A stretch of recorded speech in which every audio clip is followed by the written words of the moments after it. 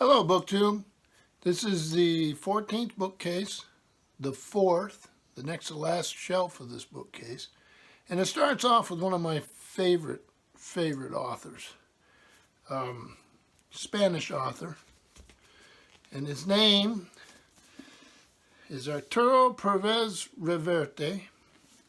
And this is his volume, The Club du Mal. And I've got quite a few of his books in translation. This is translated from the Spanish by Sonia Soto, Harcourt Brace and Company, New York. And this came out in 1993. The translation copyright is 96. And this is the first edition.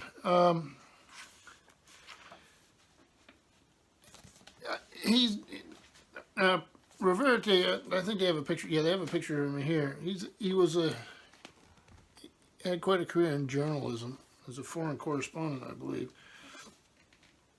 All right, let's see. Lucas Corso is searching for the original of the Book of the Nine Doors to the Kingdom of Darkness, which supposedly contains a secret to summoning the devil. It's said that only one copy survived the Inquisition. How is it then that Corso has tracked down 3 authenticated copies? Who is the beautiful woman named after an Arthur Conan Doyle character following him? Is she a threat, a protector, or a love interest? What ensues is a search that takes Corso from Madrid to Paris and brings him to the world of the secret society of antiquarians, the occult, 19th century popular literature, fictional and historical characters, all brought to a startling and unforgettable conclusion. So throughout it has these illustrations. So he's looking for a book. This is a book hunter. He's a book hunter, the main character.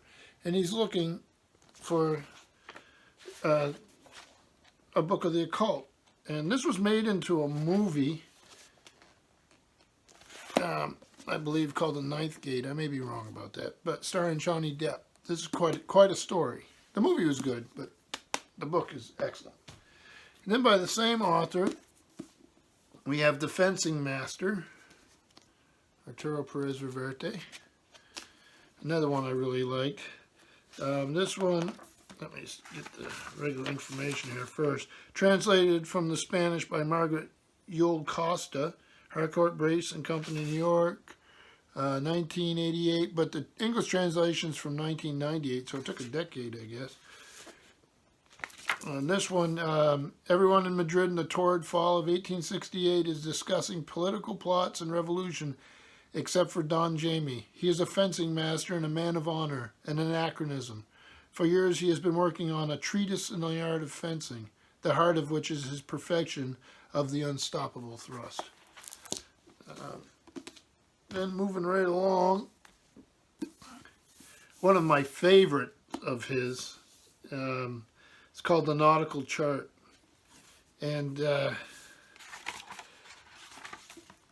this came out in 2000, and in 2001 it was translated by Margaret Sayers Peden. It's a Harcourt book out of New York, right here. It's a beautiful thing. Oh, there's the author. This is a great story in this one. Coy is a suspended sailor with time on his hand, a seaman without a ship. At an auction in Barcelona, he meets a beautiful woman who immediately captures his imagination. Tanger Soto is obsessed with the De Gloria, a Jesuit ship sunk by pirates in the 17th century, and now, she hopes, resting on the bottom of the sea off the southern coast of Spain. Using her expertise with documents, atlases, and nautical maps, as well as her subtle manipulative skills with men, she charts the search for lost treasure. Coy is quickly drawn into the adventure, and before long finds himself falling in love. Along with El Piloto, the world-wise old man of the sea whose ship will carry this enterprising crew, they seek their fortune together. Or do they? Oh, really love this novel. This was really good. And keeping on the theme, this is Arturo Perez-Reverte, The Painter of Battles. And this is translated into Spanish by Margaret Sayers Peden, Random House, New York. Let's see, the English translation is from 2008. Here we go. Let me see here. Andres Felquez, a world-renowned war photographer, has retired life of solitude in the Spanish coast. On the walls of a tower overlooking the sea, he spends his days painting a huge mural that pays homage to history's classic works of war art and that incorporates a lifetime of disturbing images. And then moving right along, again Arturo Perez-Reverte, the Queen of the South. And this one was translated by from the Spanish by Andrew Hurley, G.P. Putnam Sons, New York. And the translation, let's see here. Copyright was 2002, translation is 2004. Let's see here. Let me give you a good idea what this is about. This tale spans the decades and continents, from the dusty streets of Mexico to the sparkling waters off the coast of Morocco to the Strait of Gibraltar in Spain, encompassing sensuality and cruelty, love and betrayal as its heroine story unfolds. Teresa Mendoza's boyfriend is a pilot, the narcos of Sonolas, Mexico, called the King of the Short Runway because he can get a plane full of cocaine off the ground in 300 yards. But in a ruthless business, life is often short, and Teresa has a special cell phone that Guerrero gave her, along with a dark warning. If that phone rings, it means he's dead, and she'd better run because they're coming for her next. So exciting thriller. And then we start a series, and these are fun. This is Arturo Perez-Reverte again, and this is Captain Alariste.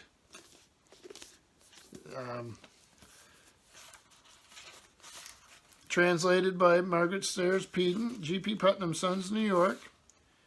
And this came out in 1996, was translated in 2005. So here, it's the height of Spain's celebrated golden century, but beyond the walls of the royal palace, there is little on the streets of Madrid that glitters. The invincible Armada has been defeated, the shadow of the Inquisition looms large, and the 30-year war rages on in Flanders. When a courageous soldier of this war, Captain Diego Alariste, is forced to retire after being wounded in battle, he returns home to live in the comparatively tame, though hardly quiet, life of a swordsman for hire. In this dangerous city, where a thrust of steel settles all matters, there is no stronger blade than Alariste's. So this starts the series, and then I've got a few of these, and I'm not going to read everything about them. I've got The King's Gold. And this is same character. This was translation from Spanish by Margaret Joel Costa, G.P. Putnam's and Sons. And this is from 2000, and it was translated in 2008. Then I have The Sun Over Breda, another one with the same character. This is G.P. Putnam Sons, New York again. And from 2007, and they don't list a translator. That's a little odd, isn't it? And then we have Purity of the Blood, again the same character, and this was actually the second one in the series. This was translated from the Spanish by Margaret Sayers Peden, G.P. Putnam Son, New York. And this was written in 1997 and came out in the translation in 2006. So these are all those Captain Alariste sword swashbuckling stories, which I really like. And then finally of his, and I'm going to actually cut this because they're getting long. I'll cut this shelf, this fourth shelf of the 14th bookcase. I'll do in two parts. So this will end it up. This is the Seville Communion. Arturo Perez-Reverte, and this was translated from the Spanish by Sonia Soto. It's a Harvest book, Harcourt Incorporated. It was written in 95 and translated in 98. Here's a map inside it. And someone has hacked into the Pope's personal computer, not to spy on the Vatican, but to send an urgent plea for help.